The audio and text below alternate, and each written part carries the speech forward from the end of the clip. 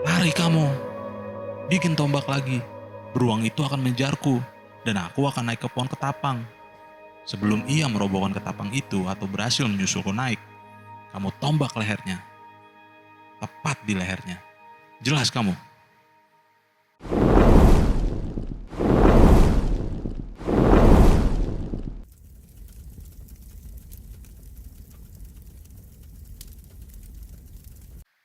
Berburu beruang. Aku dikagetkan oleh suara batu yang dilempar ke pinggir kolam. Di samping tempatku duduk, mencangkung, mengamati ikan-ikan. Aku menoleh ke belakang dan melihat Mas Burhan tersenyum lebar. Akhirnya, ia bangun juga dari tidurnya. Tanpa basa-basi, bahkan setelah lama tidak jumpa, dari mulutnya keluar kalimat tantangan. Kamu mau berburu hiu atau berburu beruang? Aku diam sejenak, lalu menjawab, kita berburu beruang saja. Ah, kalau gitu tunggu apa lagi? Bikinlah tombak untuk 2 orang. Aku mau cuci muka dulu. Mas Burhan segera pergi ke belakang gubuk, tempat ia tadi terlelap tidur, menuju pancuran air untuk mencuci muka. Aku segera bangkit dengan agak malas, mengambil parang yang terselip di dinding gubuk, lalu mencari 2 batang bambu, membuat 2 tombak tajam. Begitu tombak jadi, kulempar 1 tombak ke arah Mas Burhan. Segera kami bergerak memasuki rimbun pohon pisang dan gerumbul bambu, berburu beruang. Kaki kami pelan berjingkat, mata kami waspada. Daya penciumanku kupertajam, mencoba mengendus beruang. Tiba-tiba tangan Mas Burhan memberi isyarat. Laki-laki berumur hampir 60 tahun itu menggerak-gerakkan tangan kirinya, memberitahu kalau seekor beruang besar sedang akan lewat di balik gerumbul pohon pisang tidak jauh dari tempat kami berada. Kami berdua segera melompat cepat ke arah gerumbul itu. Aku mengintip dari sela-sela batang-batang pisang, dan aku melihat seekor beruang besar sedang asyik makan. Tanganku segera memberi arahan bahwa kami harus berpencar dari arah yang berbeda. Laki-laki dengan rambut sebau itu melompat dari satu tempat ke tempat lain dengan lincah. Beruang besar itu membelakangi kami. Aku di sebelah belakang agak ke samping kiri, sedangkan Mas Burhan berada di sebelah belakang agak ke sisi kanan. Dadaku bertalu keras. Tangan Mas Burhan memberi isyarat hitungan maju. Hatiku semakin deg-degan.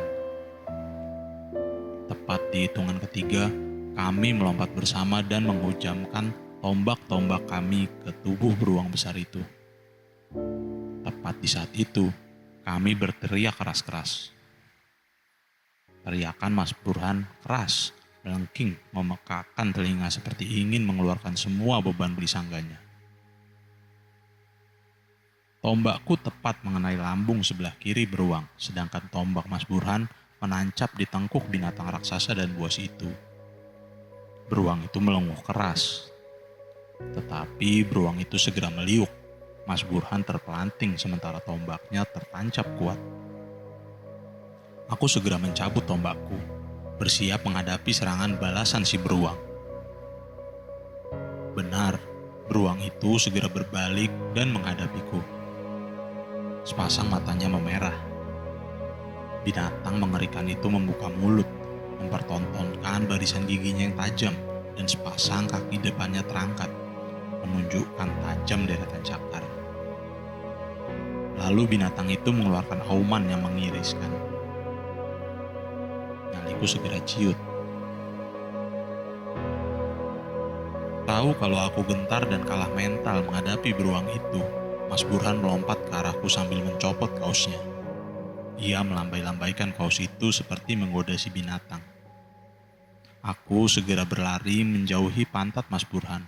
Lalu langkah kakiku kubuat sepelan mungkin, berjingkat, menjauh lewat gerombol bambu, memutar, kemudian berada di belakang beruang besar yang siap menyerang Mas Burhan. Tepat di detik yang menentukan itu, aku melompat dan berteriak kencang, mendahului gerakan si beruang. Tusukanku tepat berada di lambung sebelah kanan, dan aku segera mencabut lagi tombakku. Tapi sayang, tusukan tombakku terlampau kuat. Aku gagal mencabutnya, dan beruang itu kembali menggeliat dengan cepat. Aku terjatuh, kena kibasan beruang. Mampus ini, batinku.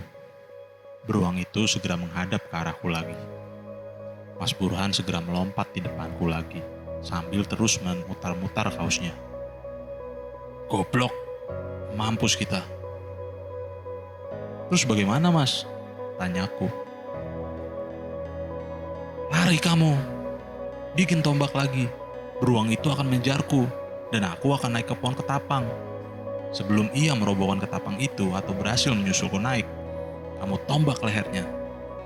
Tepat di lehernya. Jelas kamu? Jelas Mas. Usai mengucapkan kalimat itu, aku langsung melompat. Lari menjauh dari tempat pertempuran itu dengan cepat, membuat lagi sebuah tombak.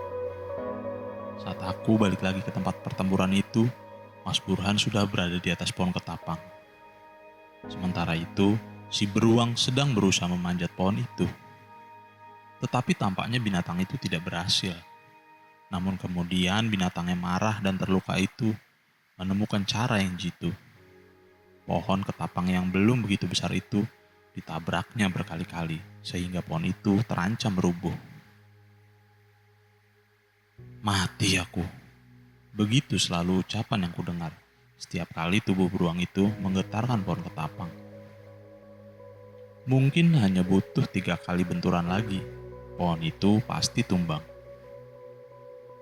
Dengan agak ragu, aku mendekati pohon ketapang itu, bersembunyi dari balik pohon pisang yang satu ke pohon pisang yang lain.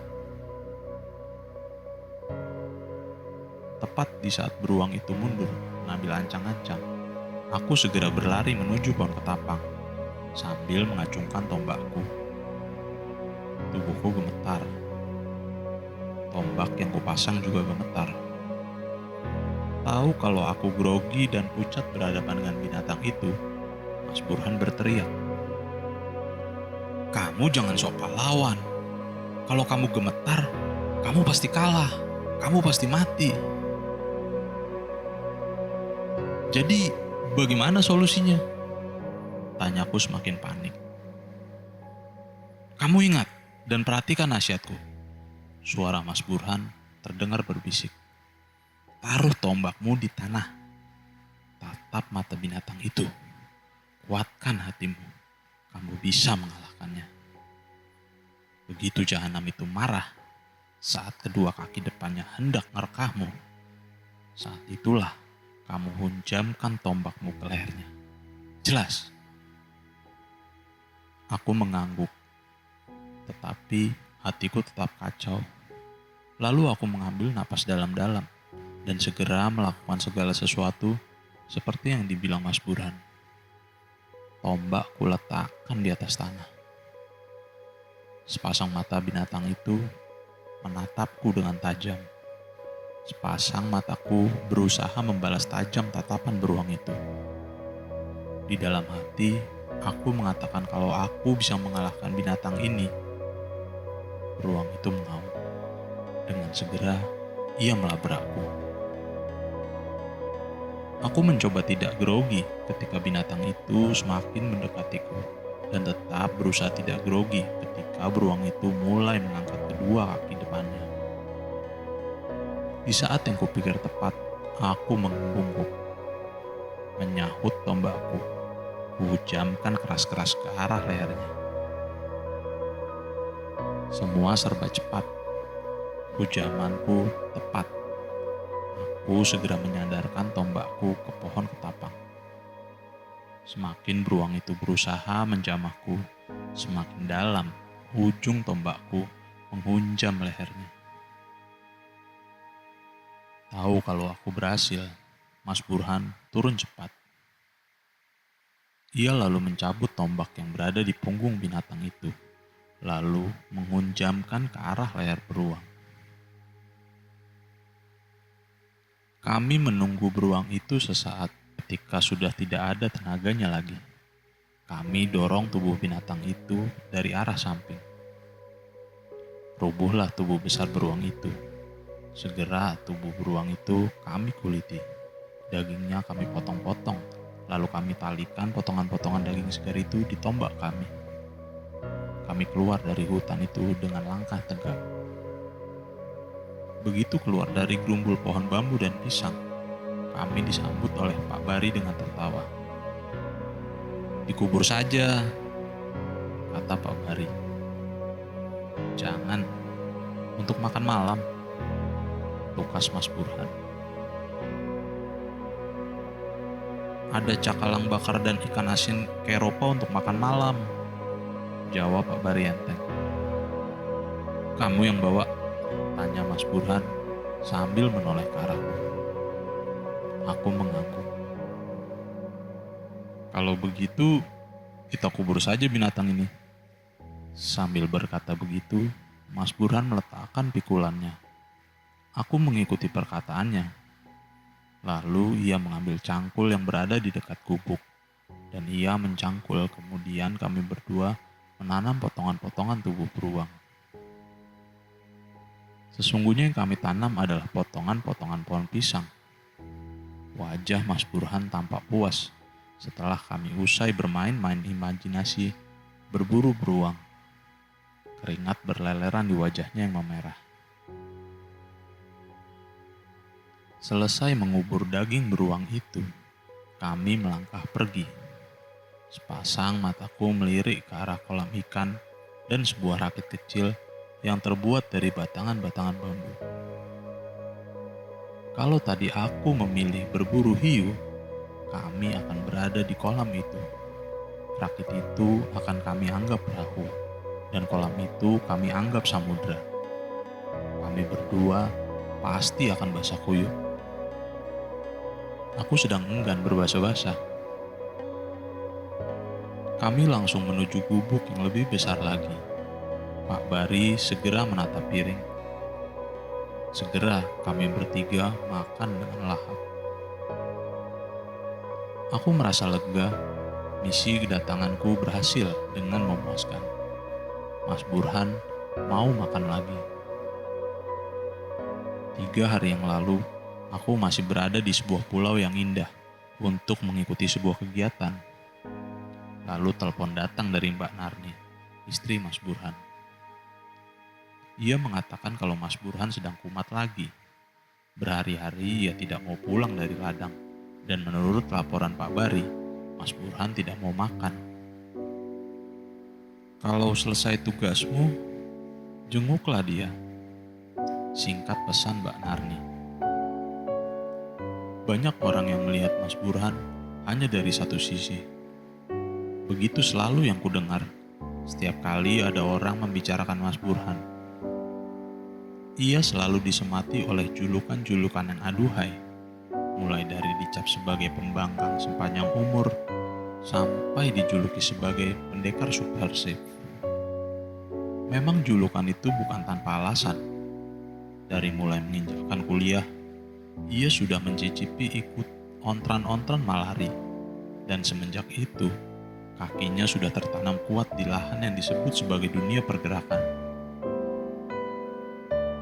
Di belantara dunia aktivis, jarang ada yang tahan uji lebih dari 30 tahun untuk terus melawan.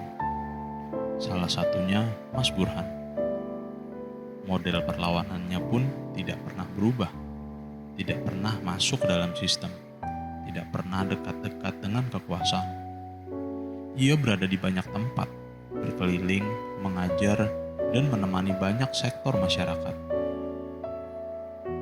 "Ojo cedak kepokupak." Begitu pesan yang selalu dikatakan kepada orang-orang yang lebih muda berhubungan dengan kekuasaan. Nyalinya luar biasa dan staminanya mencengangkan. Ia punya daya hidup yang terus memancar, seperti halnya para pembangkang yang tidak pernah takluk. Banyak orang yang memujinya dan cenderung memitoskannya. Semua yang berhubungan dengan Mas Burhan selalu penuh dengan gula-gula. Ia mengidap malaria karena pernah lama di tanah Papua. Banyak orang melihat hal itu sebagai sesuatu yang seksi. Ia selalu kekurangan uang karena jika punya uang, selalu dipakai untuk kegiatan sosial. Orang-orang selalu menyebut hal itu keren. Ia tidak punya rumah dan keluarganya selalu berpindah-pindah kontrakan dan orang berdecak mengatakan hebat.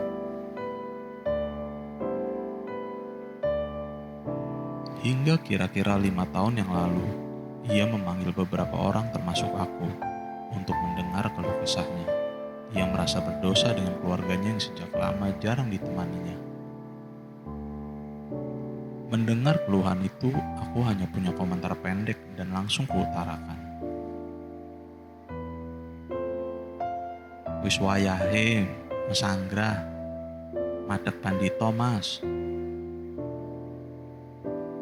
Akhirnya, Mas Burhan memutuskan untuk mesanggrah dan madeg pandito beneran. Dengan dibantu teman-teman dekatnya, ia membeli tanah di sebuah kampung, mengelola pertanian. Tidak jauh dari tanahnya yang cukup luas itu, ia mendirikan rumah sederhana. Semenjak itu, ia tidak pernah berpergian lagi. Ia mendampingi warga kampung untuk melakukan pertanian organik.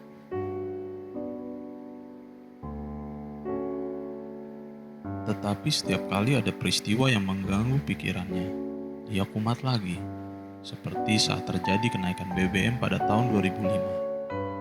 Ia tidak mau makan berhari-hari. Juga ketika terjadi kenaikan BBM di tahun ini, berhari-hari ia berada di ladang, tidak mau makan dan emoh pulang. Seperti halnya 3 tahun lalu, setelah akhirnya senja ini, ia mau makan. Sambil duduk-duduk, ia mengeluarkan semua unek-uneknya. Ia nyerocos soal pangan, air, dan BBM. Dan dari dulu, ia selalu menekankan 3 hal. Imajinasi, daya hidup, dan daya cipta. Latihlah terus imajinasimu, perkuat daya hidupmu, dan terus asahlah daya ciptamu. Kamu boleh terdesak, boleh mundur, tapi kalau kamu punya 3 hal itu, kamu tidak akan mudah ditaklukkan. Suaranya terus bergema, seakan tidak pernah lelah dan tidak butuh jeda. Begitu terus sampai larut, sampai ia terlihat lega. Aku berharap, seperti beberapa tahun yang lalu, ia kemudian tertidur dan keesokan harinya mengajak pulang ke rumah. Tetapi kali ini sepertinya tidak, karena tiba-tiba ia terdiam, menajamkan telinganya dan berkata, "Kekasih beruang itu marah dan merusak kampung." Mampus, batinku. Bakal ada olahraga malam. Pak Bari. Mas Burhan memanggil nama orang yang menjaga ladangnya. Tetapi dengan cepat, Pak Bari menyahut, "Harus dikejar, Pak. Kalau tidak, kasihan orang-orang kampung. Aku akan menanak nasi lagi, supaya nanti saat selesai berburu, makanan sudah siap." Pak Bari melirik dan tersenyum kepadaku. Aku tersenyum kecut. Orang tua itu sudah segera mencari posisi aman. "Bagaimana?" tanya Mas Burhan ke arahku. "Harus kita kejar, Mas." Aku tidak punya dalih. "Bagus. Kenapa tidak segera bangkit dan menyiapkan 2 tombak yang panjang dan tajam?" Aku segera bangkit, keluar, sambil terus merutuk di dalam hati. Malam itu, seperti 2 orang anak kecil, kami menembus malam, mendekati gerumbul bambu dan pisang. kembali berlarian, berteriak di dalam ladang, memburu seekor beruang. Malam itu, setiap kali tombak Mas Burhan menancap kuat di tubuh beruang, maksudnya batang pisang, ia berteriak keras, seperti mengeluarkan dendam, seperti menancapkan serangan maut ke jantung kekuasaan.